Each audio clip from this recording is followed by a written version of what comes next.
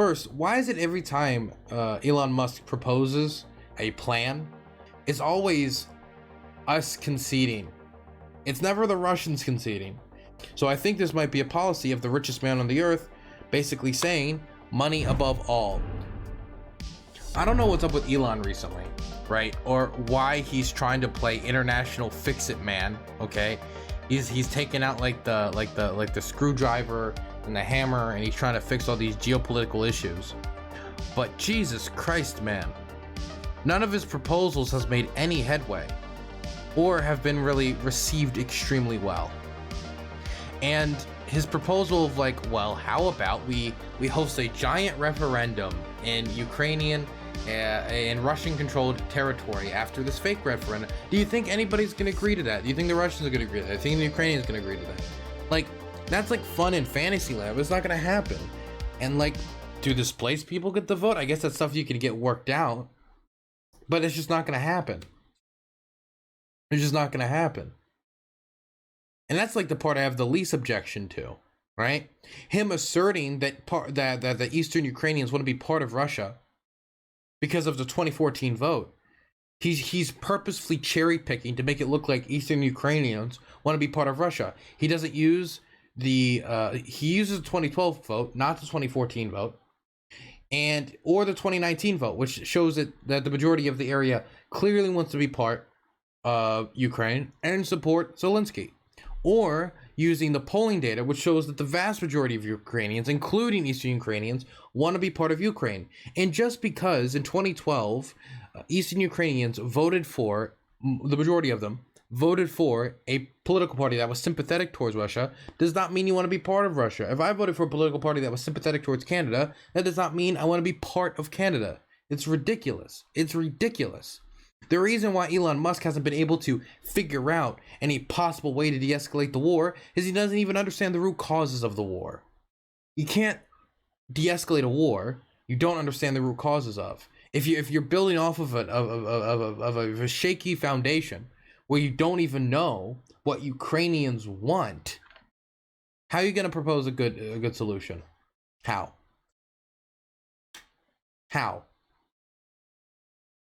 Why do you think he uses the 2012 election? Not 2014, not 2019, or any of the polling data that shows that the vast majority of Ukrainians want to be part of Ukraine, including Eastern Ukrainians. Why? Why do you think he uses the 2012 election? That's what makes me suspicious. It feels like he's purposefully cherry picking. Like he has more up-to-date information that he could use, and he chooses not to use it, and instead use the 2012 information. Because the thing is, Yanukovych, not well liked in this country. Because after 2012, Yanukovych's police brutalized protesters and killed people, murdered people in the street after he tried to ban protesting. And went back on an agreement with the European Union that was looked upon favorably by the vast majority of Ukrainians. And wanted to instead pursue closer ties with Russia. And then, when protesters rejected that and protested against his government, he brutalized those protesters and murdered those protesters. And all across the country, too, in places like Kharkiv as well, they murdered protesters. So yeah, the thing is, this would be like trying to test, like, what do Germans and French people think of each other in 1912 instead of, like, 1916. Like, I think there was probably a massive shift between 1912 and 1916 in French opinion of Germany and German opinion of France, because there were some historical events in there that are very important. And even if we were to go back to 2012, just for voting for a party that is sympathetic towards Russia does not mean you want to be part of Russia. He's feeding these narratives. He's feeding these pro-Russian narratives, man. My gosh. But anyway, Elon Musk has continued his, how you would say, his peacemaker role as richest man in the world. And he has proposed a solution to the China-Taiwanese conflict, the Chinese conflict with Taiwan. Let's listen to his proposal. Elon Musk has suggested tensions between China and Taiwan could be resolved by handing some control to Beijing. The idea of a special administrative zone similar to Hong Kong was floated in an interview with the Financial Times. Musk was responding to questions about China, where his Tesla electric car company operates a large factory in Shanghai. The world's richest man also said he believed conflict over Taiwan was inevitable and warned of the potential impact on the wider global economy. Beijing has long vowed to bring Taiwan under its control and has not ruled out using force to do so. It currently views the democratically ruled island as one of its provinces, although Taiwan, which is home to 23 million people, strongly objects to China's sovereignty claims.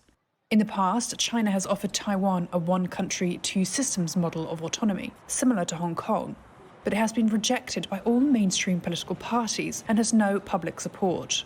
When asked about Musk's remarks, a Chinese foreign ministry spokesperson said Taiwan was a domestic affair, adding that Beijing would continue to adhere to the principle of peaceful reunification while resolutely smashing Taiwanese separatism. Taiwan's foreign ministry declined to comment. The businessman's latest geopolitical remarks come days after he proposed a so-called peace plan via a Twitter poll about the war in Ukraine. One of his ideas included permanently ceding territory to Russia. Musk pledged to support Ukraine earlier this year and provided a Starlink internet service to the country, which has been vital to ensure secure military communications. Musk said China has sought assurances that he would not offer the Starlink service there. Okay, I got a few things to say. First, why is it every time Elon Musk proposes a deal, a plan for one of these international settlements, it's always us conceding? It's never the Russians conceding. It's never the Chinese conceding. It's always us conceding. It's either us giving China Taiwan, us basically seeing Chinese democracy crushed, which will happen. It would be inevitable that if Taiwan became part of the mainland, became part of China, that its democracy would be crushed just like it was in Hong Kong. The Chinese government has shown very clearly that they do not want to respect agreements when it comes to democracy. They see it as a threat to mainland control. They don't want to see democracy spread throughout the rest of the mainland. They see the success of Taiwan as a threat to them, because it shows Chinese people that there is an alternative path. And that is a threat to the Communist Party. That's the first thing, right? That's the first thing. And the thing is, we can just look at Hong Kong. This isn't even like oh, maybe they will respect democracy. We saw them not do it. We saw them under Carrie Lam crush protesters. We saw them booing the Chinese fucking flag and anthem with up to, what was it, like up to 3 years in prison. Like it's like ridiculous policies. We saw them crack down upon their local democracy. It's very bad. So number one, the Taiwanese always understand that, and they don't want to be part of China for that reason. There was a lot of support for Hong Kong and Taiwan, understandably, and they see what happened in Hong Kong as the future of them under Chinese rule, and that is very scary. That's the first thing. The second thing is, I think part of the reason why Elon Musk is so sympathetic to China on this is because he has business interests in Shanghai. I mean, they were they were just talking about about his business interests in Shanghai, in China, and during a conference actually in Shanghai. That would be hilarious. Suggested tensions between China and Taiwan could be resolved by handing some control to Beijing. The idea of a special administrative zone similar to Hong Kong was floated in an interview with the Financial Times. Musk was responding to questions about China, where his Tesla electric car company operates a large factory in Shanghai. So the thing is, if Elon Musk said on camera that Taiwan is an independent country, there is a good chance that that company, that factory, would shut down. There is a very, very, very, very, very good chance that that factory would shut down, that the government would come in and shut down the factory. And so ultimately, you have to remember, Elon Musk is the richest man in the world. And you do not become the richest man in the world if you're not, to some degree, ruthless and or care a lot about money and business. And so this could be an example of Elon Musk caring about money and business first when it comes to his business interests in China. I would be interested to see if all the same people who complained about the NBA caving to China over Hong Kong and one of the managers, supporting the Hong Kong protests, if we're going to see those same criticisms directed towards Elon Musk, or because it's Elon Musk, the man who might save Twitter with its free speech, or, he seems to be getting more and more conservative, they're going to sweep it under the rug and forget about it. Just like how Donald Trump didn't support Taiwan, was openly hostile towards Taiwan, and even admitted so in private meetings, trying to send less high-profile American officials to the island every single time China called and asked him to. So I think this might be a policy of the richest man on the earth, basically saying, money above all. Honestly, I was thinking about this today, and the United States and Taiwan have a lot of similarities. We both became nations after we had a struggle with our quote-unquote like mother country. Like, for us it was the English, for them it was China. We're both a democratic experiment. We're a democratic experiment who seceded or split from a country who did not view democracy favorably. Back then it was, the United Kingdom, the monarchy. Now it is the Communist Party in China. We both similarly have a negative history with the natives of our land. We have a lot of similarities with Taiwan. We have a lot of values that are similar. We trade a lot. We have good relations. There's a lot, I think, tying the United States to Taiwan, both ideologically and when it comes to history. And so I think for me, part of the reason why I get so peeved when I hear like Taiwan is China, that it is China, or like as in mainland China, or that Taiwan can't be a country, is like, to a certain point, doesn't that invalidate the United States claim to being a country? Because we have very, very, very similar founding. Wait, does Dylan not know that the UK has been a constitutional monarchy since the Magna Carta? If you think that the king did not have more authority during the Revolutionary War than the king has now, I have some news. I have some news for you, okay? That's why sometimes when you think they don't need to declare independence, because they already have it. That's actually what Tsai Ing-wen said explicitly. Tsai Ing-wen, who's the current president of Taiwan, explicitly said, we don't need to declare independence because we're already independent. Ultimately, I think Elon needs to get a better hobby when it comes to international relations. He shouldn't go back to necessarily like union busting, but he should get a better hobby, because this one, honestly, I think this public relations stunt might actually be hurting his base. I mean, you got to remember, Elon Musk, lay Reddit man, okay? A lot of support on Reddit, a lot of support with the neckbeards, okay? I should know, I'm slowly turning into one. Him going after Taiwan and saying it should be something similar to Hong Kong, that's not going to play well on the Reddit forums. That's not going to get a lot of updates. He's playing with his ideological base here. He's playing with the people who got him to where he is today when it comes to his public presence. He needs to remember who made him, man, and it was the Redditors, man. It was the Redditors who made him. He cannot anger the Redditors. Elon again? Oh no. What is it? Musk thanked by Chinese ambassador, reprimanded by Taiwanese diplomat over Taiwan plan. You've reached your free article limit. Fantastic.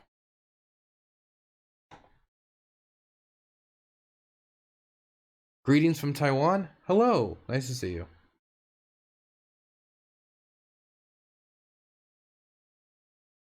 Pretty sure Reddit is sick of him too. Exactly. He's losing his ideological base. Dylan, just reset cookies and your limit will reset. Look, look, okay? Let's just skip this and go to this. Look at this.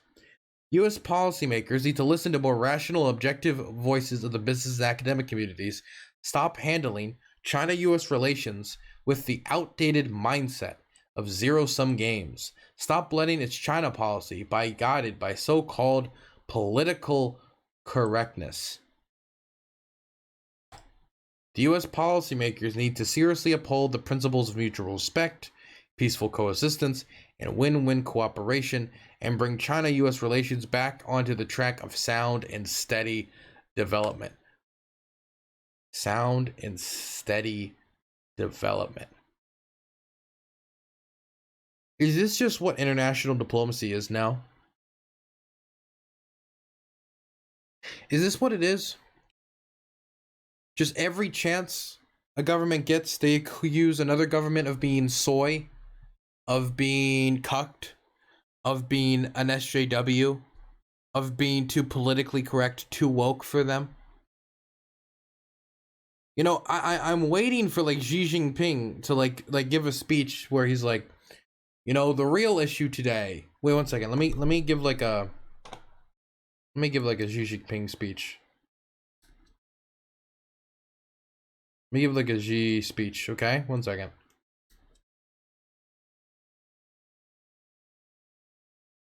What if I look up Chinese music? Will that? Yeah.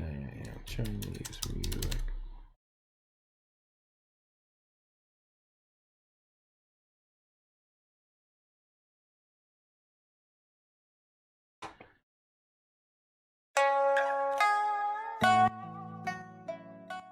Okay, there we go.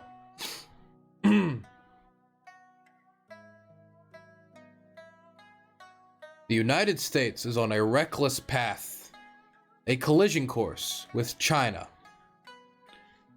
As we see Ukraine and Russia clash on the battlefield, and we see a lot of dialogue about the threat of nuclear war, whether the Russian government will use a tactical nuclear weapon on the battlefield, upsetting 80 years of precedent since the United States bombed Hiroshima and Nagasaki against the Japanese imperialist dogs. But today I bring to you an issue of much more importance than nuclear war or even nuclear Armageddon. And that is the United States' use of tactical cancellation of our country by calling us cringe and saying that, hey, maybe you shouldn't do what you're doing to the Uyghurs. That's kind of weird. It's kind of bad. This is a fate worse than total annihilation. This is the biggest threat to China since the Japanese invasion of Manchuria. We must fight back, and I am alerting my nuclear arsenal to be completely ready to be put on standby to respond to such threats. There we go. How long until that was a speech? I mean, remember, guys, Putin gave a speech about the war in Ukraine and mentioned J.K. Rowling in it. Mentioned trans girls. Mentioned cancel culture.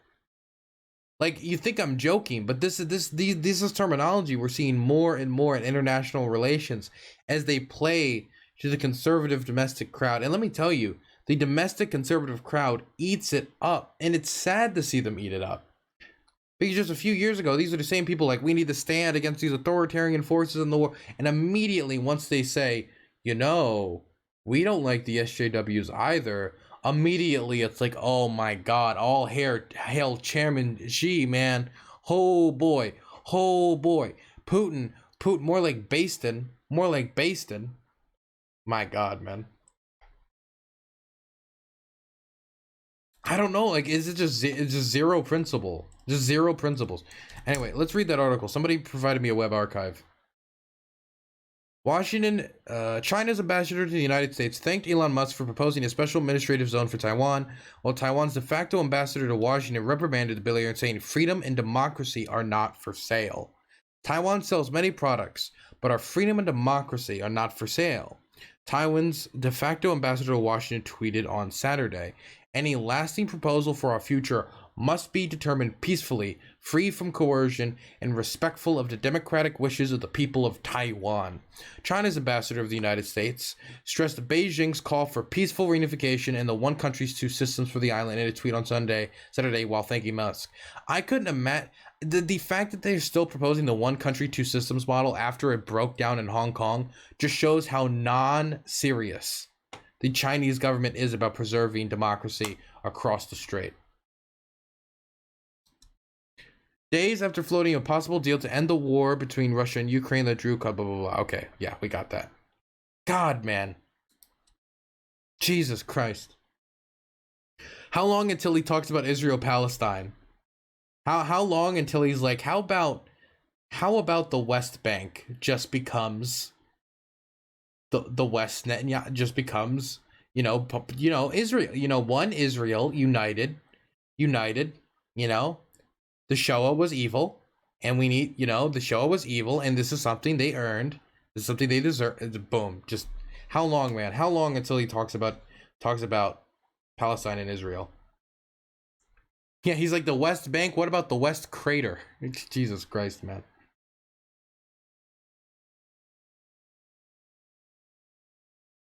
Don't encourage him. It's not going to be that long, man. He's going to basically he's going to ask his staff to bring him a list of every international issue on Earth, and he's going to release a statement on it. Western Sahara should be annexed by Morocco and kept forever and annexed. Ethiopia's in the right. Japan, not, in fact, it wasn't the rape of Nanking, it was the hugging of Nanking. Italy's new prime minister and me are just total besties. Just going on and on. Maybe India and Pakistan should become one country. Then there would be no territorial disputes. Just like going from issue to issue and issue, proposing the worst possible scenario every time. Watch, man.